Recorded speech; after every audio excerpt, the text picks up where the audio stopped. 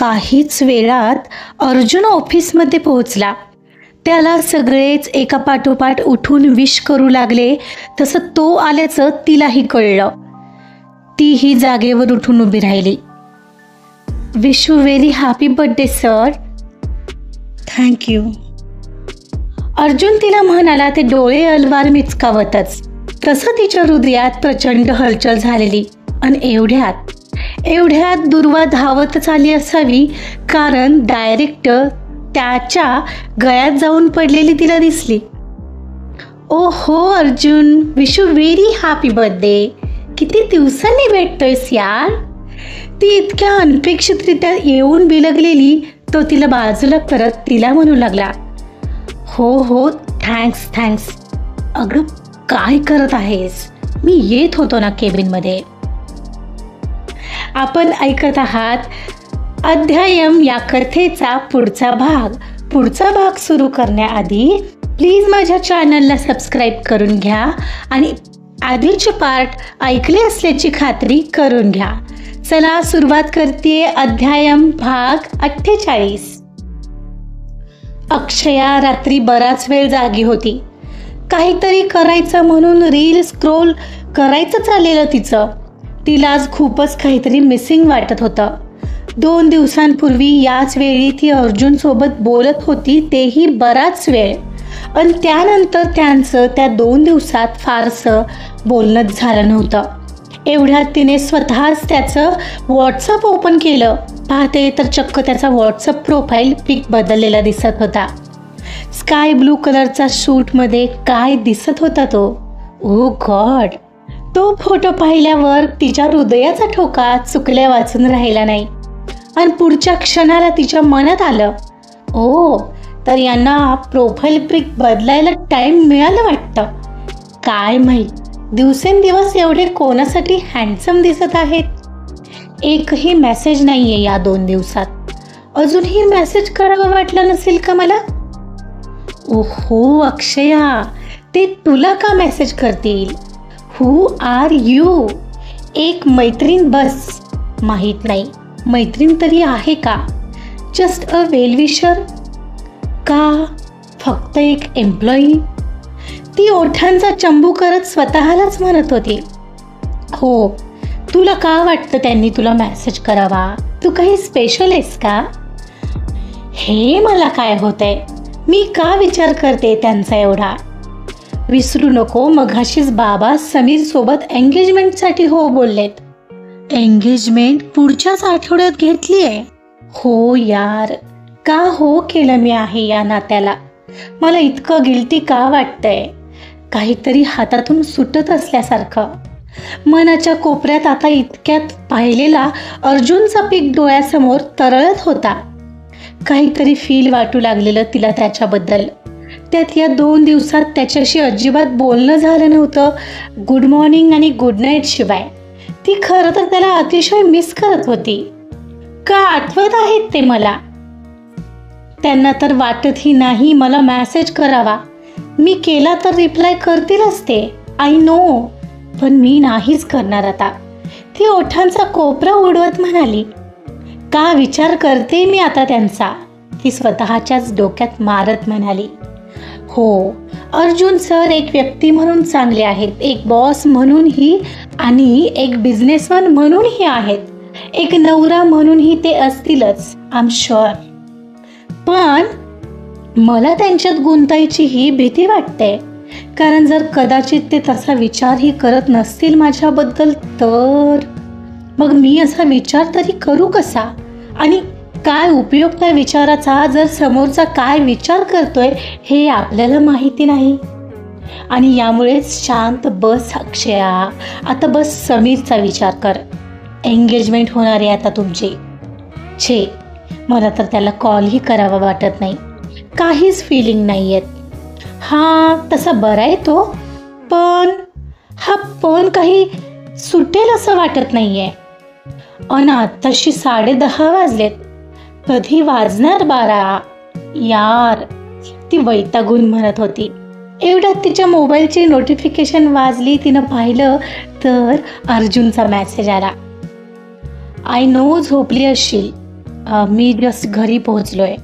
माझा आजचा दिवसही बिझी गेला. भेटू उद्या ऑफिसमध्ये. Good night. तिने वरूनच तो मेसेज पाहिला आणि काय आनंद झालेला तिला. तिच्या गालात गोड स्मित आलेला. तिनं व्हॉट्सअप ओपन करून आज जाणं टाळलं.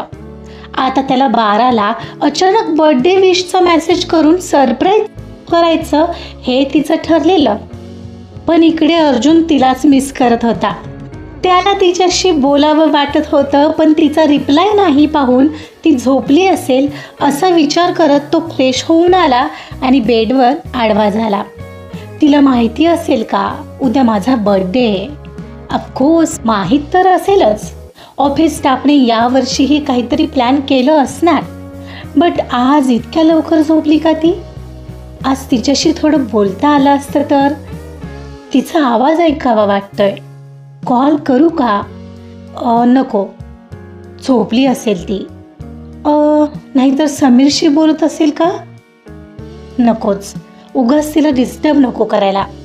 आय थिंक मला झोपायला हवं म्हणत तो डोळे मिटून पडला आणि झोपण्याचा प्रयत्न करू लागला. अर्जुनची नुकतीच झोप लागलेली एवढ्यात त्याचा मोबाईल व्हायब्रेट झाला. पाहतो तर व्हॉट्सअपवर अक्षयाची बर्थडे विश पडलेली. तसा तो बेडवर उठूनच बसला. Good morning sir. आज तुमचा स्पेशल दिवस आहे. कदाचित तुम्हाला वाढदिवस साजरा करणं आवडत नसेल, पण काही दिवस आपल्याला थोड्या वेळासाठीच का होईना थांबवून स्वतःला शुभेच्छा देण्याची संधी देतात. त्यासाठीचं खास कारण तुम्ही संघर्षातून स्वतःचं आयुष्य उभं केलं असतं. जसं की ते तुम्ही केलंय ते इतर कोणासाठीही प्रेरणादायी आहे. आशा आहे की आजचा दिवस तुम्हाला थोडंसं हसवेल आणि काही शांत क्षण देईल. थोडं स्वतःसाठीही नक्कीच जगा. Happy birthday Arjun sir. तुमचं पुढचं वर्ष यशस्वी, आनंदी आणि अधिक समाधानाचं जावो. ती विश वाचताना त्याच्या गालात गोड स्मित पसरली होती. एवढ्यात त्याला दुर्वाचा फोन कॉल येऊ लागला. त्याने तो उचलला आणि त्याने तिचा फोन उचलताच दुर्वा सुरू झाली. हॅलो मिस्टर खडूस. Wish you very happy birthday. खूप खूप मोठा हो. तुझे सगळे विश पूर्ण होत. अगदी अक्षयाही तुझ्या आयुष्यात येऊ दे. लवकर गोड न्यूज मिळू देत मला तुमच्या दोघांबद्दल की तुम्ही दोघंही लग्न करताय. कळलं का? तिचं ऐकून त्याने डोक्यावर हात मारला. थँक्स दुर्वा. खूप मोठ्या स्मितसह तो म्हणाला. मग ॲज युजल पहिलं मीच विश केलं ना? नाही, आधी अक्षयाचा मेसेज होता. ओ काय सांगतोयस?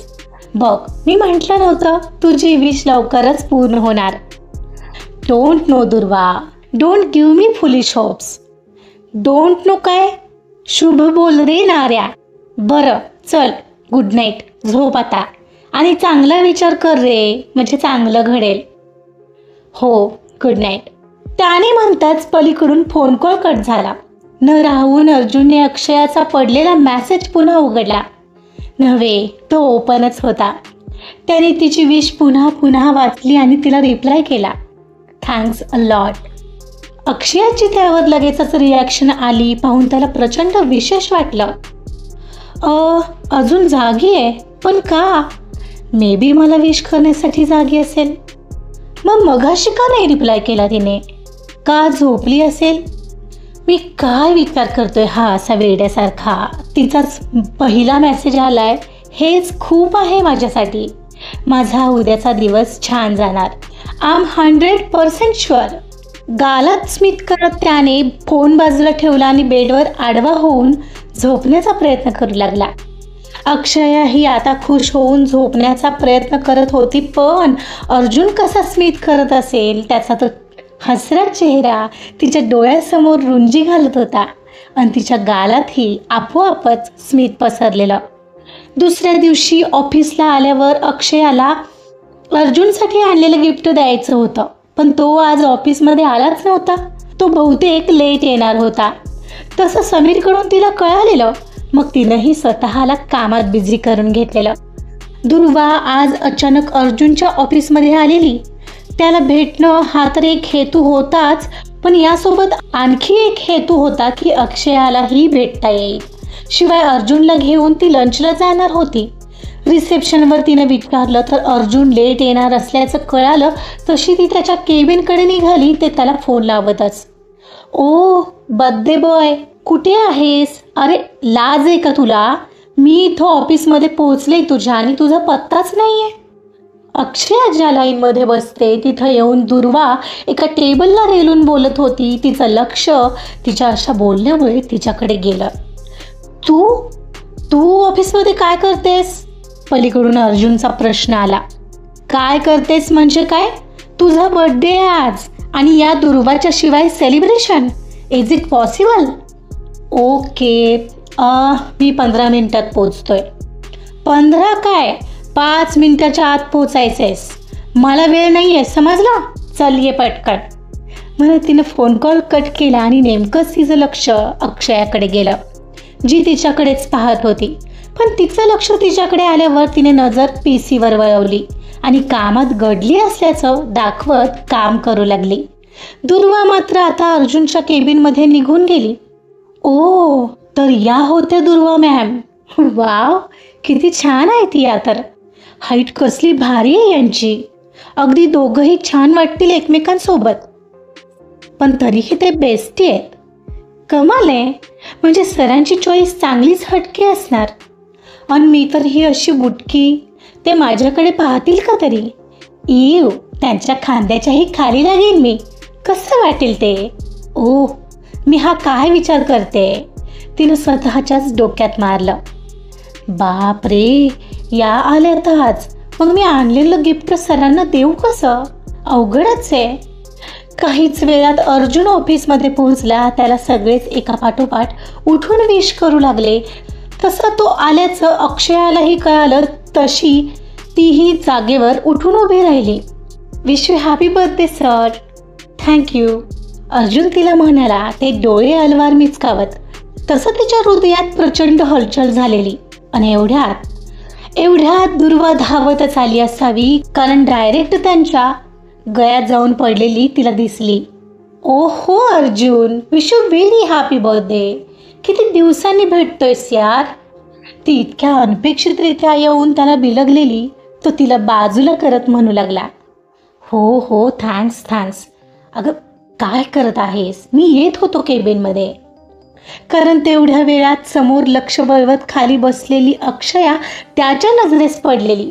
त्याला तिच्यासमोर खूप ऑकवर्ड वाटलेलं. दुर्वा अशी येऊन बिलगली येते. हो का, मला भेटायचं होतं तुला. बाय द वे अर्जुन, आज आपण लंचला जातोय हा सोबत? दुर्वा म्हणत होती. जाता जाता त्यांचं बोलणं तिच्या कानावर पडत होतं आणि आज बहुतेक सर भेटणार नाही या विचाराने अक्षयाला वाईट वाटू लागलेलं. इकडे अर्जुनच्या केबिनमध्ये येताच, अर्जुन, अरे अक्षया कुठे आहे? बोलव ना तिला, मला भेटायचंय.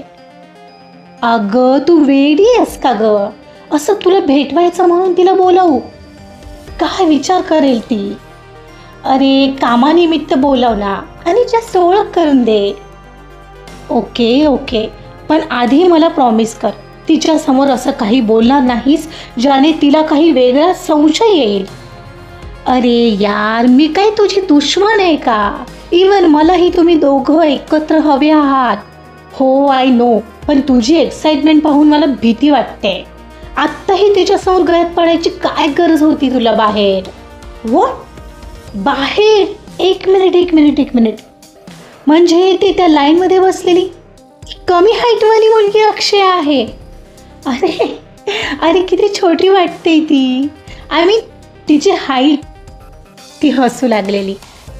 दुर्वा, शट अप यार. Okay, I know, I am sorry. I know तुला ती आवडते, मग मला काय प्रॉब्लेम असेल? अरे मी तसंही ओझरतच पाहिलं तिला. छान वाटली मला ती छानच आहे. ओके, पण तुला नक्की चालेल एवढ्या हाईटची मुलगी? आय मीन मला वाटलं नव्हतं की तिची हाईट इतकी कमी असेल.